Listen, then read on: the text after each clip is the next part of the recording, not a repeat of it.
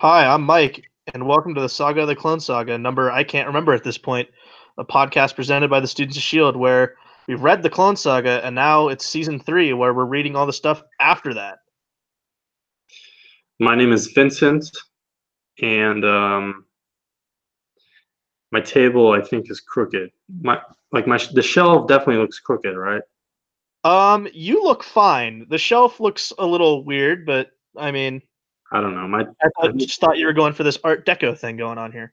No, Sponsor this week, because he's my favorite Marvel character and a brand new #1, Chip Zdarsky and Marco Cicchetto's Daredevil #1. Just got done reading it. It's very, very good. Check it out. also a sponsor. We got to do some posing here. Is it doesn't matter because they're black, but Levi's jeans. Is that a new pair of black jeans for you? Yes, today. My jean stock was low, and then I slipped on some slush in a parking lot and just ripped right through my crotch. And so I ordered some jeans. Well, I didn't order some jeans. I was like, the jeans I was wearing, they didn't really fit that perfectly. They were kind of tight and weird in certain areas. And so I was like, I'm going to go through the very difficult process of figuring out what jeans I need to wear. Well, I have a question for you. Are they stretch jeans? Well, yeah, they're just like the ones with the slight bit of spandex in them.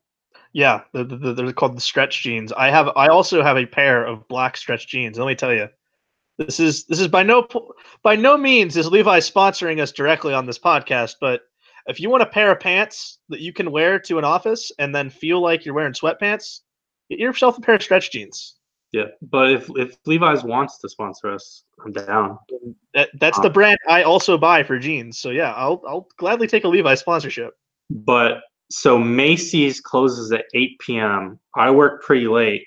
So yesterday I got home a little bit earlier than usual. So I'm like, all right, I'm gonna rush to Macy's. I'm gonna fast walk there. I get there, it's like 7:15. So I have 45 minutes to try on some jeans. But I don't know if this is a recent thing because maybe they've had some problems with shoplifting or something. But at least in the Levi's section, so you grab what you want to try on, and then you have to ask this woman, hey, I want to try these things on. She has to go grab some keys, walk you over to a door like across the room. And this is a big like Macy's mall. So you got to walk a little bit with her. She opens the door, you go in, you put them on and everything like that. Were you wearing that? Russia? No, just downtown Philadelphia. Okay. And then you leave the room. And if you left something in there or you want to just like real quick grab another pair to try on, the door locks behind you. What? And so I didn't really know that. And so I was like, all right, I'm going to put these back. I'm going to grab one more wild pair thing of jeans. and then I'll just sneak back in and try those on. But no, it locked behind me. And then someone else wants to try some things on. So I'm like, I kind of left my stuff in there, so then I got to go in there and grab my stuff, take it out, and then he goes in there, and then later I'll try some other stuff on, and basically it was totally unsuccessful. I think I kind of narrowed down like my measurements, but didn't really narrow down the fit. I had a good idea maybe of the fit that I needed, but they didn't have it in my size, so it was just like 45 minutes wasted, and it was like I was really fucking frustrated. It was miserable. And then I got home and did like a fuckload of research, like comparing the different like rise descriptions and the fit descriptions on all of Levi's different fits. And they're all, the 3-number system. And there's like 20 fucking options. And so I narrowed it down and I ordered them. And Amazon Prime came through with the clutch. Actually, I think this may have been Monday night. Amazon Prime came through with the clutch. I got this pair, and they're a little looser in like the crotch area than I'd like, and a little looser down at the calves. I wish it was maybe tapered a little bit more, but I think without trying to return things like 5 times, this is probably as close as I'll get. So I'm happy with my Levi's. I just go to Kohl's with I already know the size that I need and length, and I find them and I try them on, make sure they fit, and I leave. Yeah, well, I can't do that. And now we're going to bring back a great segment. Well, usually I do an unboxing, but I don't have a box here. But I'm just going to show off some random shit, mostly because some of it's weird. So I can talk about it and waste more time on this two-person show. So Mike picked up Daredevil #1 today. My single issue haul for today is Gunhawks #1. Is that one of the like the 80-year special? Yeah. Yep. And so Gunhawks, well, this issue is written by David and Maria Lapham, who are usually known, or he's usually known for crime kind of stuff. Yeah. So it's interesting seeing him pick up a Western, though. I mean, there's a lot of crossover with the basic. Did you pick up the World War II one last week? Yeah, I haven't gotten to read it though. I thought it was a Chaikin thing, but I don't think it is. There's a Chaikin story in there. Oh wait, no, it is Chaikin. I thought it was Ennis. I don't know what I thought it was. It's not Ennis, but it is Chaikin. But I've noticed David Lapham is co-writing more recently with Maria Lapham, who I assume is his wife. And this is drawn by Luca Pizzari, who sounds kind of familiar. The art's pretty decent. I was initially disappointed when they released more info about these issues because based on the covers and some of the creative teams, it seems like they weren't taking all of them seriously. So, for example, like the Funny Animals one, it's not just a straight up Funny Animals comic. It's like Funny Animals with like satire and post-apocalypse stuff. And that, I mean, it may still be good, but I wish they would just go straight up. Here is a Western comic, one shot. Yeah, that's very weird that there's an Animals book in there. Now this cover, this Gunhawks cover, it's not going to show up very well. Good looking cover. Webcam. Is that a Samney art? No, this is the variant by Bob McLeod and Aaron Cooter, which is an interesting team. But these foes at the top are scrolls. Okay. But this is #1, this is the variant cover, and #2, I haven't actually read the thing in full yet, but I don't see any scrolls or any really supernatural or superhero elements inside, which for me is a very good thing. So I think there was an ad for an upcoming Skrulls book in Daredevil. Yep, it's in here too. Meet the Skrulls. Clearly because Captain Marvel is coming out. Yeah, and I mean it'll either be completely forgettable or a hidden gem. I like that they have the Kirby eyes though. Yeah. But in fact, the Skrulls up here, they're dressed like other Marvel Western characters. Yeah. And so this one I think is Two Gun Kid, and then I guess I thought Two Gun was red and Rawhide was blue and red. I don't know. But the interesting thing about Gunhawks is an old Western series, and it's like a late '60s, in fact, it may have all been in the '70s, early '70s. So one of the later Western titles, and you have these two characters, a white dude and a black dude, and in the second to last issue, the white dude is killed, and so it suddenly goes from Gunhawks to just Gunhawk, just this black character. And the character's name is Reno Jones. And for the final issue of the series, when it's just him, they actually retitled the book Reno Jones Gunhawk. Okay. And it predates Luke Cage Hero for Hire #1. And so the first Marvel comic book titled after a black protagonist is Reno Jones Gunhawk #9 or whatever the number is. And which is a very under-discussed piece of trivia, and I think Wikipedia probably lies on the Luke Cage page about that. So that should be exciting. I picked up all the other ones, mostly because I don't really want to buy that trade, even though I'm going to be paying for, how much was this? No, these are $4. So I'm paying $4 for all these, which is way more than the trade would eventually be, but I don't really want the trade. I paid $5 for Daredevil #1. I'm really sick of Marvel making number ones. Like it seems like what at ones, 10s, 25s are always like giant issues for them that they somehow managed to coerce $5 or $7 for a single issue. It's absolutely ridiculous. Well, Uncanny X-Men number 11 was, I think, $6 today. Oh my god! Because it's disassembled is over, and so 11 is technically the start of the official ongoing Uncanny X-Men volume. Okay, this has just become a weekly comics podcast at this point. This episode, but you answer this. I thought Uncanny was getting relaunched with a new number one. It was 1 through 10. Number 1 through 10 were weekly, and that was the disassembled story arc. It's 1 through 10 in an annual. That's what it was. Yeah. And 10 or those 10 issues, a lot of it sets up and spins off into Age of X-Man, which runs concurrent with regular Uncanny X-Men 11 through whatever. And I think now Matt Rosenberg is on. I'm not sure if they're keeping the rotating team or if Matt Rosenberg is I believe Rosenberg is going to be on the ongoing one. I know he wrote this one, but I don't know if they're keeping with like a Brand New Day kind of deal. No, I think at least what from the solicits for that new number one, it sounds that he's the sole writer of the book. So more Hall stuff. Take up more time. We have. I thought this was going to be a 35-minute episode. Now it's not. We have. Let me double check that this cover. Well, I don't need to double check. You're gonna have to put a time this episode for when we actually start talking about the story we're covering. We've got Mara, Queen of Atlantis, the spin-off miniseries by Dan Abnett, which spins out of his run.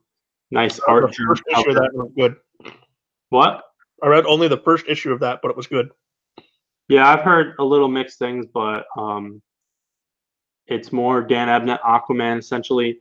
And I believe this basically runs alongside the Underworld Saga or whatever it's called. I think so. And so you kind of slot it in between there. And I've noticed, so Art Germ is like one of the most popular variant artists right now. And I've noticed DC is putting Art Germ covers on a lot of the trades that they can. There's a Supergirl trade with an Art Germ cover. Makes sense. And then we have Aquaman, Suicide Squad, Sink Atlantis. Oh, Jesus. And this is essentially the final trade in Dan Abnett's Aquaman run. Because how many crossovers did that book have by the end of his tenure on that book? Jesus. So this only collects Aquaman 39 to 40. And then 41 to 42 are part of the Justice League crossover, right? Justice League Drowned Earth or whatever the story. Yeah, Drowned Earth. And that trade doesn't come out for a while. And I'm sure the end of 42 has a lot of like goodbye stuff for Abnett stuff, but I'm assuming it's way dragged down by a Justice League crossover. Which, since Justice League is a way bigger title than Aquaman, I feel like it's less of like an equal footing thing where it's like that crossover, it's Snyder driving it. This crossover, I imagine Abnett and Rob Williams were a little more on equal ground, deciding what was going to go on and everything like that.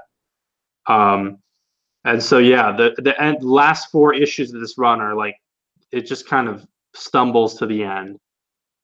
But now I have mostly all of it, and then I'm gonna have Snyder's Justice League run eventually, probably. But once I get through these, I'll probably just read those 2 issues digitally. And then we have a weird release from today. We have Man and Superman, and I feel like the trade dress is kind of weird. But this is a Marv Wolfman written story. All right, so yeah, I wanted to hear about this because I looked for it this week at my shop and it was not there, but I saw it. What is this?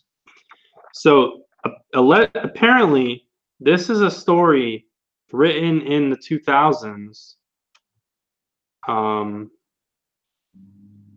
So this story was written between 2006 to 2009, which doesn't make that much sense. But this was intended for the title Superman Confidential. Okay, which was very short-lived. Got less issues than Batman Confidential. Yeah, in the 2000s, Superman and Batman had these confidential books, which were anthologies. It was similar to JLA and JSA classified anthologies. And each arc was different creators, a story set anytime in continuity about whatever. Basically what Legends of the Dark Knight was originally when it came out. Essentially. And so like the first Batman Confidential arc is I think the writer is Andy Diggle and the art might be Andy Kubert or something, but Yeah. it's called Rules of Engagement, and it focuses on like his gadgets, and he's a little more violent. Yeah, it's set in Batman's early days. And I'm not sure. There was a Batman Confidential arc about the Wrath, I believe, and the Nunzio De Phillips and Christina Ware, who most people know or don't know from their run on New X-Men Academy X. They started that volume before Yost and Chris Kyle took over. The big thing for Batman Confidential was that Joker origin story. Yeah. That people are really divided on. But the Nunzio and De Phillips and Christina Ware did an arc in Batman Confidential, which brought the Egyptian theme. What was his name? King Tut. It brought King Tut from Batman 66 into the comics continuity. Was that the last arc for that book with the one with the Riddler? It might be. I think it is. And then Superman Confidential, the only arc that I was actually published that I really know was the Darwin Cook and Tim Sale Kryptonite story. It's funny you mentioned that. I actually just read that book last night and really liked it. But other than that, I couldn't really tell you what was in that series. I didn't even know that was a Superman Confidential book, honestly. Yeah, it's the first few issues or whatever. In fact, I think there's a gap in issues. One of those kinds of things where it's like 1 through 4 and then 7. Well, the whole story's 6 issues. It actually just got it either just got or it's getting the deluxe hardcover treatment. But I have the old hardcover that I read. But this is a story that was supposed to be in there, and I think this was like, I don't know, because I remember hearing about this. I feel like it may have been teased partially for like Action Comics 1000 or like one of those celebration things, but it just kind of came out this week. Okay. And it's $10, which I guess. Yeah, it looks like one of those $10 prestige books. Yeah, which usually annoys me because like these books aren't huge, but also when you think about it, like this kind of like a trade. I don't know. Yeah. But it's whatever. It looks like, so it was supposed to be across several issues originally, and it's just in this. And so it looks like they didn't bother to color some of the covers. They just included them as art, which is kind of annoying, but also kind of cool because like this piece, obviously it's reverse and everything, but this on the back is a really cool piece. The art inside of this is by Claudio Castellini, which I'm not that familiar with, but I think I've never heard of him. I think he contributed to Batman Europa, perhaps. Okay. And now we're almost done with this segment. Not really. Like I said, you're going to have to put a timestamp in this episode. We have 2 trades of mid-90s Justice League, which I tracked down for. So both of these books, neither of them are really out of print, but like they're not super available like instantaneously through Amazon Prime or like in stock trades or anything like that. So I jumped on them. We have Superman and the Justice League of America, Volume 1. Okay. And this is the Dan Jurgens written and drawn run. I think the death of Superman happens around the second volume of this. Yeah. And the second volume I have coming. Is that book good? I saw it for sale somewhere. I was wondering if I should pick them up because it's only the first 2 volumes that I've ever released. Well, let me get to that. I mean, this is Bloodwind. Maxima's on the team. Yeah. Booster Gold gets some dumb armor for a little bit. But overall, Guy's still on the team, but he's got his yellow ring and not a Green Lantern ring. yeah. But overall, I would say a lot of people are somewhat positive on this chunk. I think the opening arc of this run gets a little bit of acclaim, and then in the second volume, there is another arc which gets some acclaim. What's the gap between this and Panic in the Sky? Because I know Panic in the Sky also has the Justice League in it. It does, but no Justice League issues, actually. Right. But I know they show up. I'm not sure about the continuity. And so there is a second volume, but actually that's all it is. So the weird naming conventions is they used Superman in the Justice League to refer to Dan Jurgens' run. And it conveniently works out that the second volume ends around the time that Superman dies. So he's dead for a little bit and not on the Justice League, obviously. And then that transitions into the two-volume set, similar naming convention of Wonder Woman in the Justice League. Yep. And this is volume 2. I already own volume 1. I'm not sure where it is. And Dan Jurgens is gone at this point, and Dan Vado, or Vado, I'm not sure how to say it, is the main writer of Justice League America. And it's drawn by Mark Campos, who has like a pretty over-the-top 90s style. Oh, no. It's not going to show up very well, but there's some some very detailed, overly 90s Captain Atom and similar art. And for some of this, here's a good, if it shows up at all, there's Booster in his dumb armor. Yeah, the dumb armor that Dan Jurgens himself says is bad. Yeah. Here's a page all with Bloodwind. Martian Manhunter? Yeah. No. I think at this point it's Bloodwind because I think it is Jurgens. Oh, does he split? Jurgens does the arc where he splits them and explains it. Amazing. I believe it's still Bloodwind in Death of Superman. Yeah. Amazing Man shows up. Nice All-Star Squadron character. But so I have the first volume, and if anything, well, really, no one should really buy this. But this second volume includes the Judgment Day crossover, which the back advertises, and the Judgment Day crossover crosses over between America, International, and Task Force, and that is when Ice is killed. And International is being written by Gerard Jones at this time, and I think this came out before Conviction, but after Arrest. So DC will put out stuff with his name on it as long as he does like 2 issues or less. Like he's in the Mark Waid Flash volumes when there's a Green Lantern crossover. Yeah. And then the Task Force issues here are written by Mark Waid, and it was Mark Waid's idea to kill Ice. And I think he said on a few occasions that that is one of his few real major regrets as far as things he's done for Marvel and DC with characters. Here's a big splash page of characters from the various teams. I mean, you can elongated man with a mask. Yeah. So Martian Manhunter is here. Bloodwind's not in this image, but obviously they're separated at this point because Martian Manhunter led the Task Force. Right. And also with him, you have in the corner Elron / Despero. Yeah, he was a Task Force member. Speaking of Despero, spoilers for this week's comics, but Cassie Sandsmark is able to take out Despero alone without the help of the Justice League. I thought that was odd. And so that's my 90s Justice League. And then directly after Wonder Woman and the Justice League Volume 2 is the upcoming Justice League 0 Hour volume. And so between those 5 books, you basically have most of mid-90s Justice League. Because directly before Jurgens is the end of International. We know we're not getting that.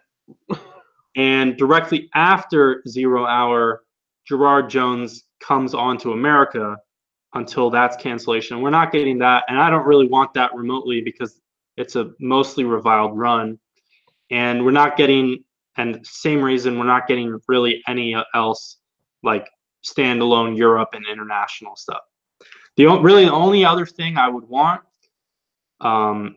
between the end of international and Grant Morrison JLA would be Christopher Priest Task Force.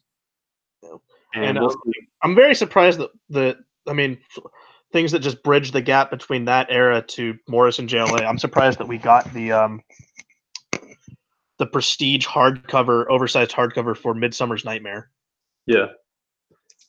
So then the last thing I had to show, either way less interesting or way more interesting, is a complete set of Mystic, one of the cross-gen launch titles. I don't care. Immediately don't care. Written by Ron Mars and drawn by Brandon Peterson. Well, I like one of those people. And later on, Tony Bedard writes it, and Aaron Lopresti draws it. And it's going to take me too long to find it. Oh, here's a 1-year anniversary issue. But CrossGen did this weird. Here it is. CrossGen did this weird thing as they were like beginning to financially fail, where they labeled things key issue. And I don't think it's a key issue. I don't think they really understood what the comics industry uses the word key issue for, because they used it really as like this is a jumping on point, but that's not what a key issue means. Here, to sidetrack you more, I remember getting messaged on Facebook by a kid in high school who knew I liked comics. He's like, Mike, do you want, no joke, the fact that you bring up Mystic, it just sparked my head. He's like, do you want this lot of 25 issues of Mystic? And I was like, no, because I have no idea what this is. So should I have passed? Yes or no? It depends on if it was like consecutive. I have no idea. It's definitely not the best cross-gen title. You should have passed. I did. But for the most part, cross-gen books are all right. So now maybe we should actually talk about Spider-Man. Yeah, I think at like the 55-minute mark of us talking about other crap, let's talk about what we're reading this week, which is Avenging Spider-Man, number 16, and then Superior Spider-Man Team Up number 1 and 2, and Scarlet Spider number 20. Yep. So it's kind of a weird hodgepodge of issues, but they all totally connect in a way. Yeah, it's very odd. So Avenging Spider-Man number 16, we have Christopher Yost writing. And in fact, Christopher Yost writes every single issue in this episode across 3 series. So yep. Avenging Spider-Man is a series from 2012. It's basically just Spider-Man Team Up. Yeah, that's exactly what it is. And it lasted 22 issues. And for much of it, it was rotating creative team and weird different stories. Same thing with Savage Wolverine. Yeah. Well, sort of. But Savage Wolverine was like, it was hardier, it was chunkier arcs. Yeah, it was like full arcs instead of just like 1 or 2 issues. And you had Savage Wolverine, which lasted quite a while, and then you had Savage Hulk, which only lasted, I believe, 6 issues. Yeah, it did not go long. And only 2 arcs across 6 issues. But Avenging Spider-Man, you kind of have some surprisingly interesting or important stuff. One of the important things being that Carol Danvers as Captain Marvel makes her first appearance as Captain Marvel in Avenging Spider-Man number 9, I think. Yeah. Yeah, it's number 9 and 10. And I think they were published before Captain Marvel number 1, but they're chronologically thereafter, or whatever the dumb explanation is. I believe they're chronologically after, but it was published first because I think the first issue was delayed a little bit.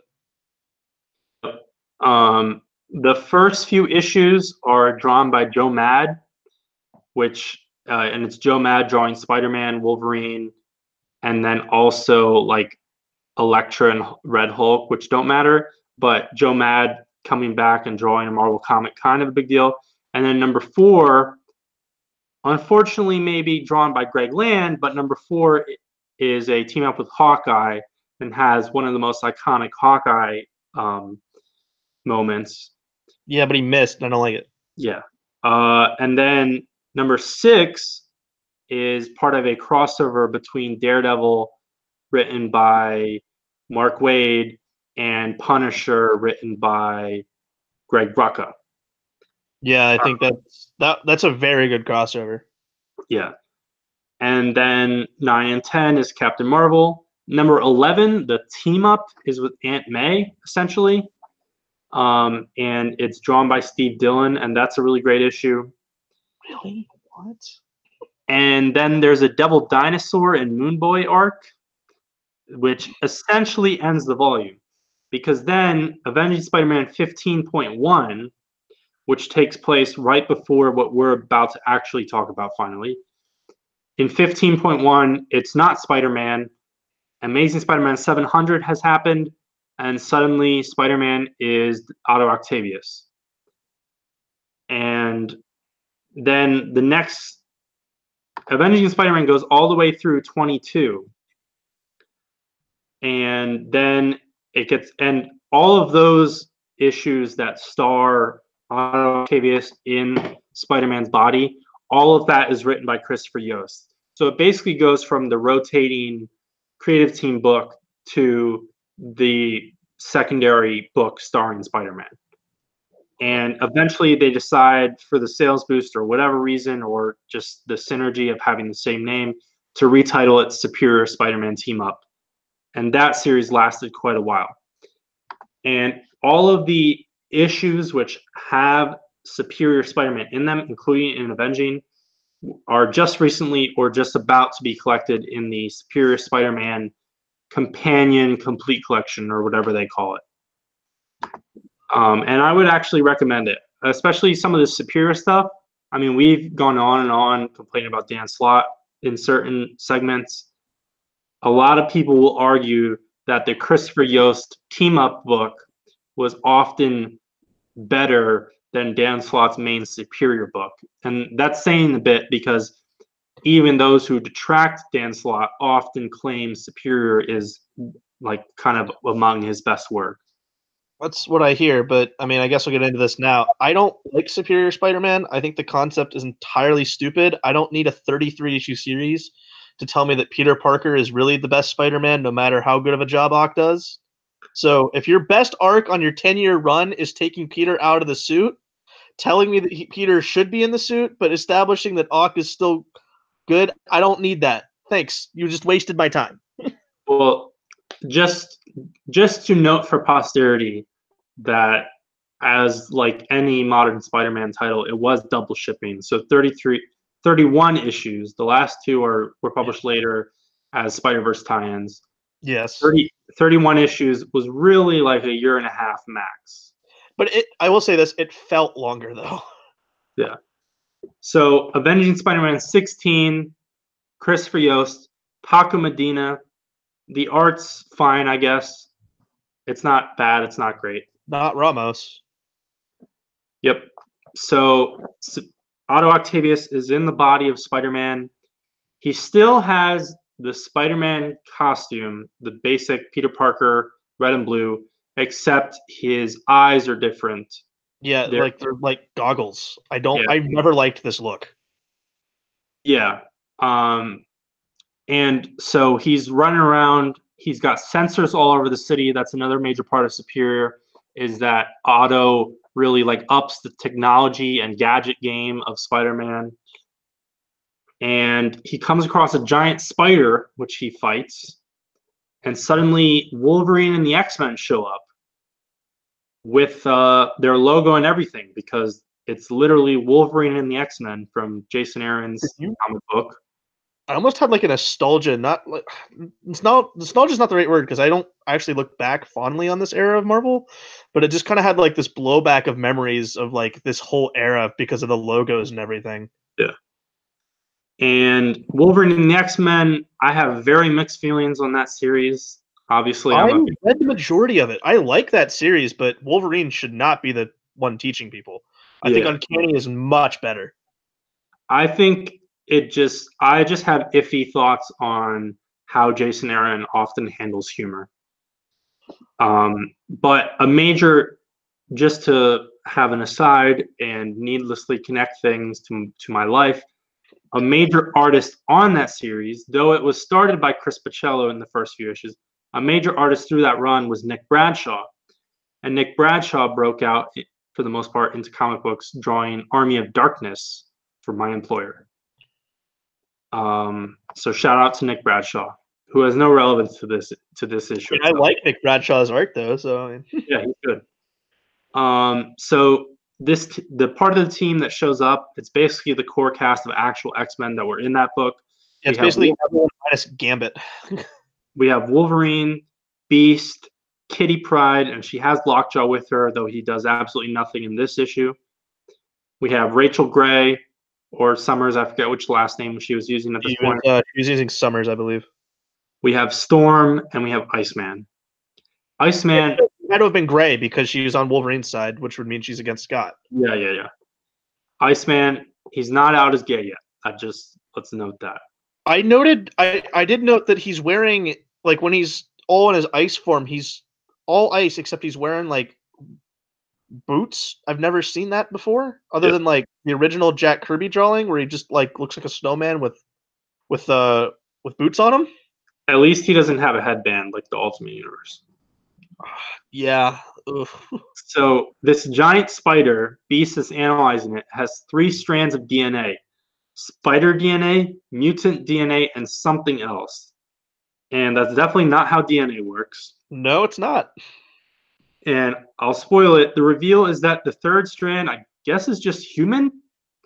But like, yeah, I guess they teased it like that was supposed to be like a reveal, and then it's not really revealed. It's just like said offhand. Wait, Bobby is also wearing cargo shorts. What? Yeah, he's doing his thing.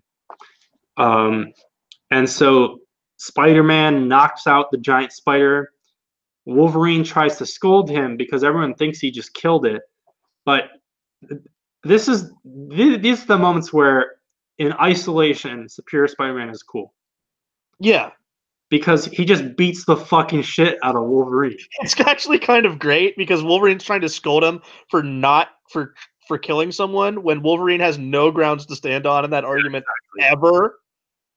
I mean, that was like, this is post-Schism, and Schism is the dumb thing where Wolverine's the one who's like, we can't have kids killing people or kids getting involved. But it's like, you literally just... I don't want to talk about Schism because it's a series where the first 2.5 issues are good, and then it just goes completely off the rails, and it's one of the worst events I've ever read. Yeah, but of course, that series was coming off like 5 years of Wolverine leading X-Force teams. It's dumb. Which were the Black Ops Strike Force teams that killed people with a kid on it, because X-23 was on the team. But even beyond just the fact that he beats them up, like, I think the dialogue and all the action is amazing in this, where Wolverine, he's like, comes over to Spider-Man, he grabs him by the shoulder, and he's like about to say, you shouldn't have done that, blah blah, and Otto is just like, don't you fucking touch me, and just and he just pounds him into the pavement.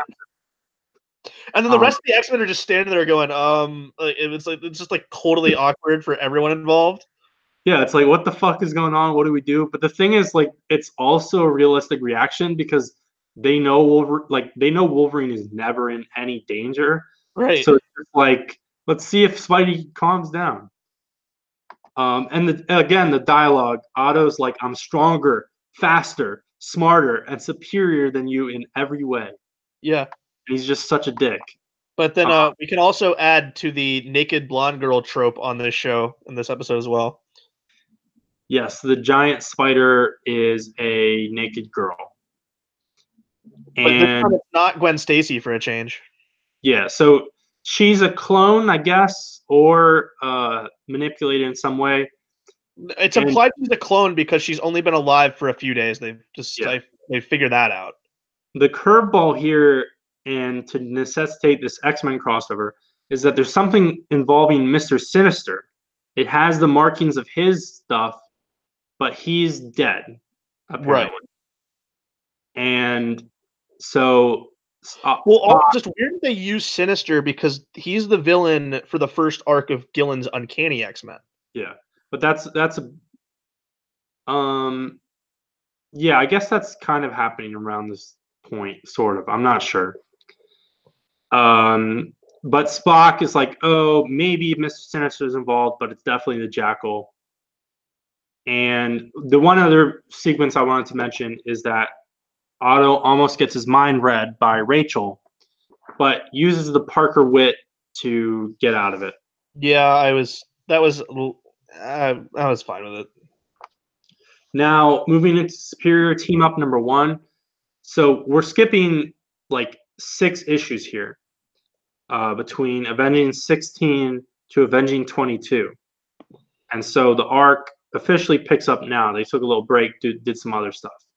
Most of my problems with this issue come from the fact that all the Avengers look awful. Yeah, but that's not. Is that the fault of the artist here or of the No, it's shitty? not the fault of the artist. It's the fault of this was the peak time where everyone needed to look like their movie versions. Yeah.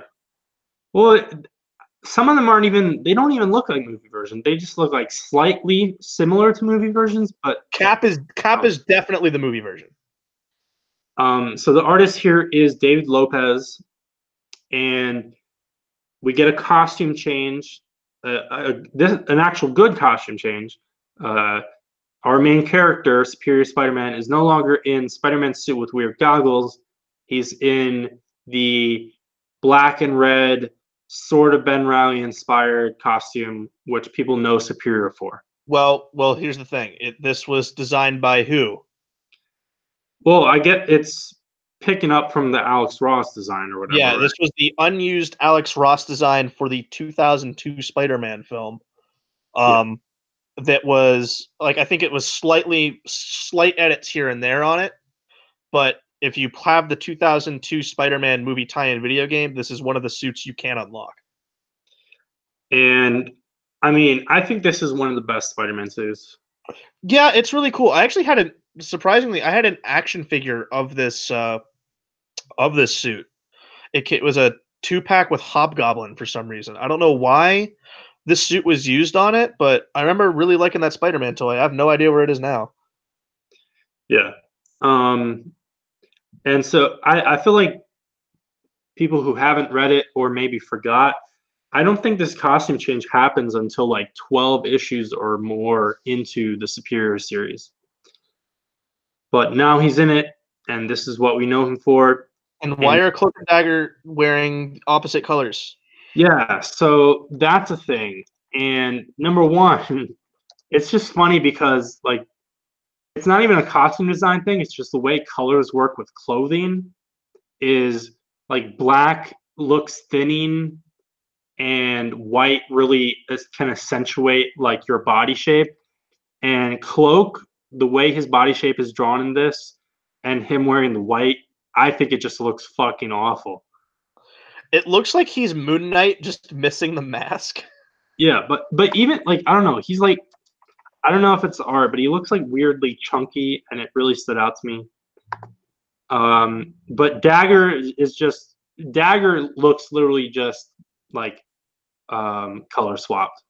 Yeah, that's literally hers. And part of it is that Cloak's whole thing is like he usually is supposed to have artistic effect. He's usually hiding. There's lots of shadows involved. Yeah. But when he's the reverse costume, you can't do that. So he just looks really. His Cloak's costume has never been all black. There's like purple. There's always been purple highlights. Yeah. Yep. And so they were switched really stupidly by Mr. Negative during the events of Spider Island in their tie-in miniseries, which we briefly mentioned on previous episodes, which was written by Nick Spencer. And Spock hits her. It hits Tandy right in the face with a punch. Yeah, just right in the jaw. It's pretty hilarious. And so he's going around just beating people up. He beats up Daredevil. Pretty great. I don't like this because Daredevil can beat Spider-Man. I don't know about that. And he's been exhibiting other weird and aggressive behavior recently, including an editor's note to Shadowland. Yeah. I know there was a Spider-Man Shadowland tie-in. Was it? I don't know if it was a one-shot or a miniseries. Let me check real quick who wrote that. Well, the whole mention for Shadowland in this is because Jarvis and Captain America are watching the news, and Captain America is talking about how ever since Shadowland they've been keeping more tabs on like the street level heroes for when they go bad. Shadowland Spider-Man was a one-shot, and it was written by Dan Slott. Huh. And it involved Shadowland Ghost Rider was 4 issues. Shang-Chi. Great. We're not a fan of the Spider-Man and Shang-Chi team-up era. Well, we can possibly see it on the big screen soon as Shang-Chi is a Phase 4 movie. I don't know. It's whatever. And so Cap basically puts out a hit on Spider-Man. All the Avengers go fuck him up. Well, that's their goal until that doesn't happen. Yeah. Spock just shrugs off most of them, including Gravity, who looks way older now compared to completely different costume too. No longer wearing the Captain Universe costume. He fights Power Man and Iron Fist, which interestingly is Luke Cage and Danny Rand. And right. Which is interesting to me because I think around Shadowland was when they were really trying to push the new Power Man. Yep, they were. So I'm not sure how this actually mirrors what was going on with that kind of corner of Iron Fist, by the way, in that white and gold costume that he has, I always forget why he has this. I don't know. It has to deal with something with Kunlun, I think. And then Sun Girl shows up, and Sun Girl is from Christopher Yost New Warriors run. And he beats up Moon Knight, which is great. Well, he doesn't beat him. He beats Moon Knight. We don't actually see much. I like the panel of just him somehow being able to punch out Doctor Strange. Yeah, that just in the middle of like it's in the middle of a hospital. Yeah. Then he shows up the Future Foundation because the Fantastic Four is out in space. This is the Matt Fraction era. And so he's beating up Medusa, She-Hulk, Scott Lang, and Miss Thing. And kind of fucks around with the little kids too. And then the Avengers show up, and this is the core Avengers team. This is Hickman era. With Hulk in his stupid, dumb armor. Yes. So many bad costumes. Dumb armored Hulk. We have shitty John Cassaday armored Captain America. And actually, MCU Cap. That's what it is. It's the Age of Ultron suit. Yeah. Everyone else actually doesn't look too terrible. And Iron Man's still in the modular armor. That looks fine. And then Thor's still in the JMS era costume.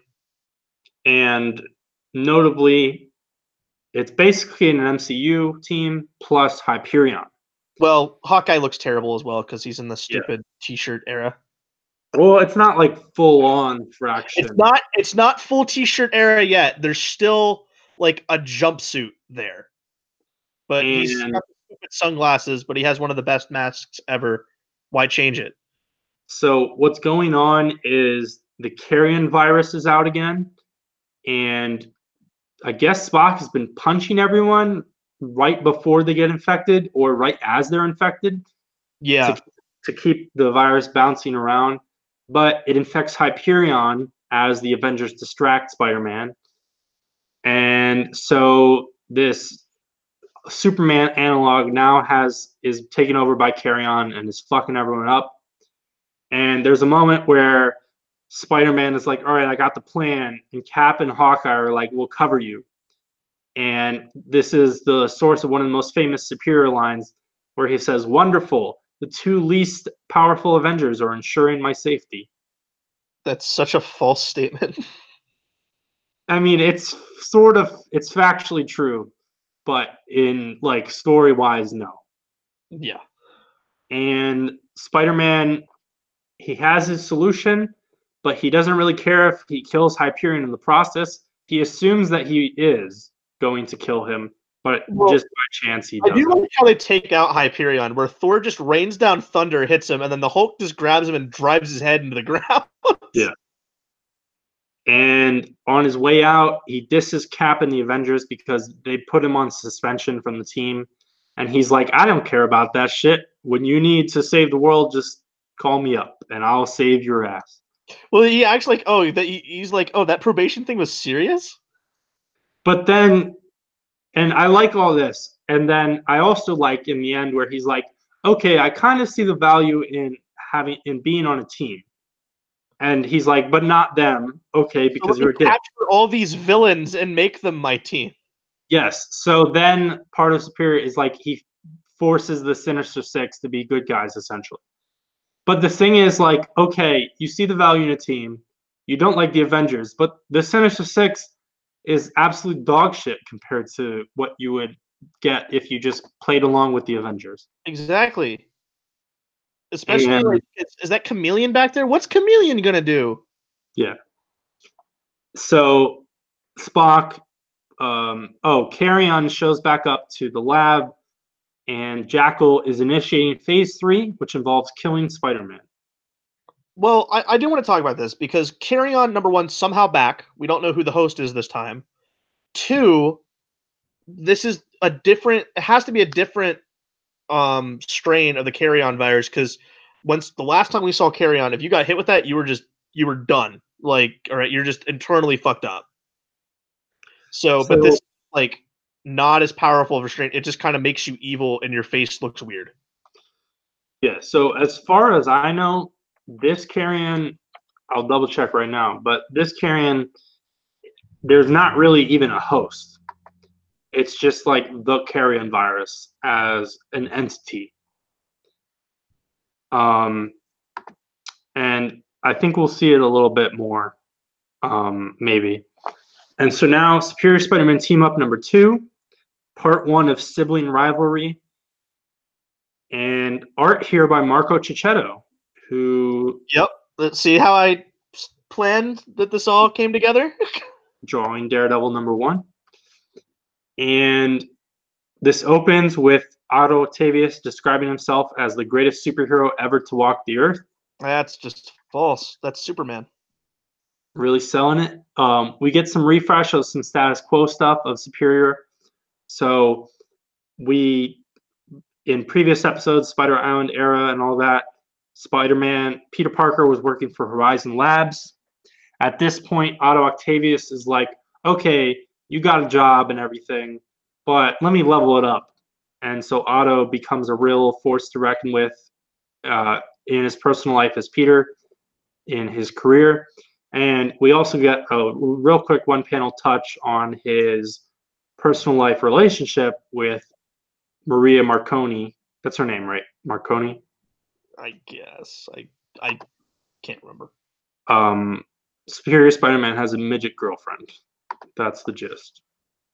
And then Kane shows up. And Otto's like, wait, Kane. And he remembers that Kane fucking murdered him the first time. I did like this. This was good. Yeah, it's great continuity. Well, And we so also get an awesome Marco Cicchetto flashback drawing of Kane, like full out 90s Kane breaking Otto's neck, and he draws Kane looking so awesome. yeah, But he also does a great job of making Scarlet Spider look very cool too. Otto tries to kill Kane and has to admit that Kane is stronger. And it's not entirely on panel, but I feel like we get some chimney destruction in this scene. It is on panel, I believe, because he's driven through it. We definitely do get a destroyed chimney though. Yeah. He's thrown to it. We see the feet touch and break it. And then Kane takes Otto and he webs him up and then he smashes him to a chimney. So we get 2 chimney destructions in this issue. Then some weird spider monsters show up and they fight them. pretty much defeat them, and then a real fucked up, and then the real stuff shows up. We have Jackal and Carrion show up, and then Gwen Stacy appears out of nowhere with a gun. Yeah, great. It's kind of a like, I mean, if you're gonna do these clone callbacks, you can do it. Like, it's hard to beat a splash page of Gwen Stacy. What's weird is that the Jackal has a clone of Miles Warren that walks around too. Well, remember in Spider Island, he had a bunch of them. Yeah, I think it's hilarious. I think it's really funny. But if there's one thing I've learned from this series is that since Gwen Stacy died, man, does Marvel love trotting out Gwen Stacy whenever they can. I thought she showed up seldomly since her death. No, it's like every 20 issues or something we have to have Gwen Stacy in there. Now, last issue for this episode, we have Scarlet Spider number 20. A great Ryan Stegman cover. I really love this cover. Oh, I like it. Inside, we have art by, I'm definitely pronouncing this wrong, In-hyuk Lee. And it's kind of a more like painterly, realistic style. And honestly, I don't really like it. It's not quite Quick Creighton Crane. It's definitely more CG than that. It was fine for me. Though I will say that I normally don't really like this style of art, but I can get through it. Yeah. The problem is that I can't feel any motion through the art. Everything looks like a still painting. Mm-hmm. And worth noting, Christopher Yost writes this issue, but I believe the last whole chunk of Scarlet Spider, including what we'll read next episode, we'll confirm that then, co-written by Eric Burnham. Mike, have you ever heard of Eric Burnham's name? I've heard of Chris Burnham's name. Different guy. Yeah, obviously. Chris Burnham, very talented artist. But Eric Burnham, he is the writer for most of, as far as I know, writer for most of IDW's Ghostbusters comic books. I've heard good things about that book. Yeah, I mean, I really never ever intend to read Ghost Rider comic books, but Ghostbusters. You keep saying Ghost Rider. Yeah, fuck. But those who have read those books, I've heard positive things. The problem is, I think most of those books are really, really hard to find because they're like out of print. So good luck. Yeah. And Eric Burnham, I think maybe his like little niche or how he's able to get gigs is some of this co-writing, because he's also co-written some things with Amy Chu at Dynamite, including some Red Sonja, also kind of towards the end of the run. So he may be like a really great like fill-in pinch hitter guy where it's like, all right, you can put your name on it still, but I'll write the scripts, which commendable. Yeah. Way to make a living. And so we open with a flash forward. Kane and Spider-Man, they're chained up, arguing about shit. And Kane escapes because he's stronger than Spider-Man, does some fighting. Otto almost kills the Gwen clone, which I think is pretty interesting. Yeah. And Otto has a line, a little meta and fun. He says, when I've been saying Otto has a line, a lot of these are actually just inner. They're inner monologues. Yeah, they're captions.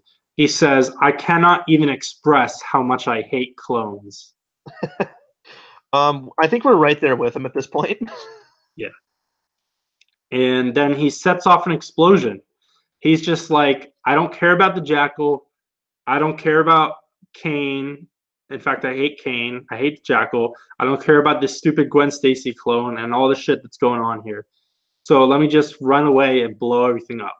Well, going back to this, when they're chained up, I liked how the Jackal is like, Kane keeps on like struggling to get out of it. He's like, Kane, you can't get out of it. And then like right after he says that, Kane gets out of it. Yeah. I thought that was kind of funny.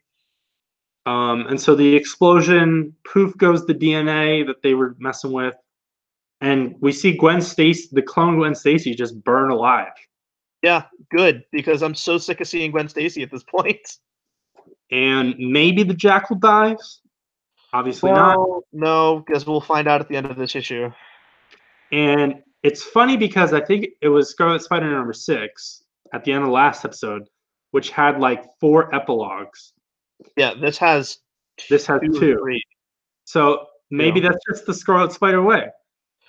Number 1, Kane is angsty about the Spidey shit.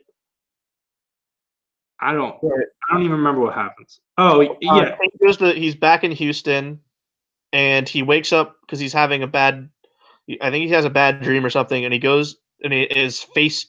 He has pain on his face, and he flips the light on in his bathroom, and the scars and mark of Kane is back. His cellular degeneration is back. yeah. Yeah, I just figured out what I was trying to say is that he's angsty because Otto is a fucking dick. So Otto's like, you're not worth shit. You're a stupid clone. You don't deserve to live. Right. And obviously, Kane has no idea, so he thinks it's Peter Parker. So he's doubting himself. Epilogue 2, Jackal and Carrion are alive, of course. He still has Sinister stuff, and he got Kane samples. So he teases Spider-Side 2.0. I can't wait. Actually, I want to see how crazy this gets. See, the thing is, I don't know that we're actually reading that, or if it happened at all. Yeah, that's the thing. I don't remember Spider-Side 2.0 at all, or if it happened. But that concludes everything we were talking about today. What do you think of this episode overall? It's weird when you get because this is a shorter episode of page numbers for us. This is less than 100 pages which has been a lot lighter than the 100 plus we've been cranking out for these episodes. But I felt these went by in a breeze. It's one of those episodes of like the material we covered where it wasn't amazing, it wasn't bad, it just kind of exists. I'll probably forget about it, but I didn't hate this. I thought it was actually pretty fun overall.